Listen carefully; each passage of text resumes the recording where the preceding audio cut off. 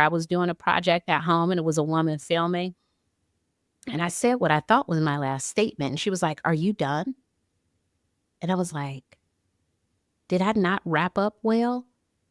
And she was like, "No, no, you did." And then the producer came on and was like, "Actually, can you say this sentence?" And I was thinking, I didn't wrap up well. Why didn't she say that? Yeah, when the producer was helpful in that situation. Yeah. Right. I'm like, I could tell by the way that you said it that maybe I needed to say something else, which actually would have been helpful and I'm open to. And she But needed to be brave to do that, Nedra. you have to be brave to Yeah. do that. Yeah.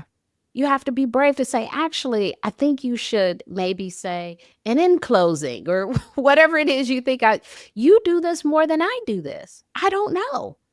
I'm here to learn. I'm a sponge. Tell me what to do. This isn't my zhush. So you tell me. But yeah, I think to be honest is a brave thing. I think about, my second book, Drama Free, is really about, how to have relationships in dysfunctional families. And a lot of that is being brave sometimes. It is being the person to not ignore, to confront, to talk about things. And that can be really challenging for some people to acknowledge that there are certain things happening.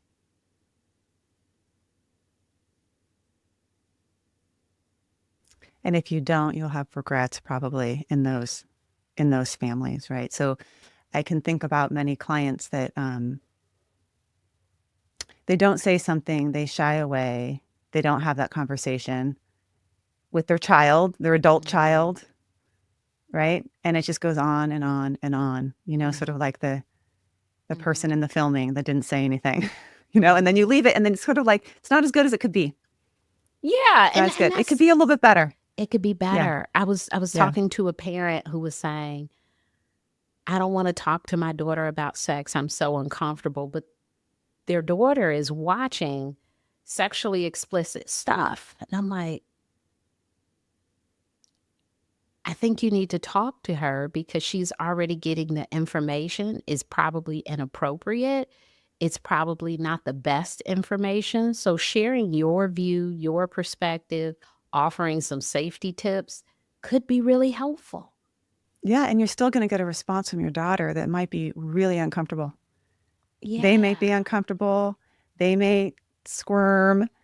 They may roll their eyes, all the things. I mean, I have that with my children all the time. Like I was just working with my son last night on one of his English papers. He wanted me to read through it.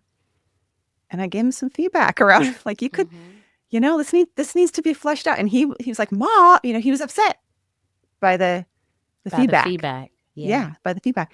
And he also needs to work on his ability to receive feedback. Because if I just sugarcoat everything, like, "This is a great paper, honey, send it off," and then it comes back with a C, he's not growing. Well, tell your son there's nothing worse than an adult who can't accept feedback in a work environment. Yeah. Because it's a huge part of getting better at any job. At any job. You can't work at Gap without them teaching you how to properly fold denim. If you think you go in there and you're like, no, I got it. And they're like, actually, we fold them on the side. We push the butt in and we, like, that could be offensive to some people. I worked with a lady once and, oh gosh, this is about to tell how old of a therapist I am, but we were switching over to, like electronic notes. And she said, I'd rather quit. I'd rather quit than put these notes in a system. They're not going to tell me how to do my job. Well, actually, this is what the job has turned into for very many of us.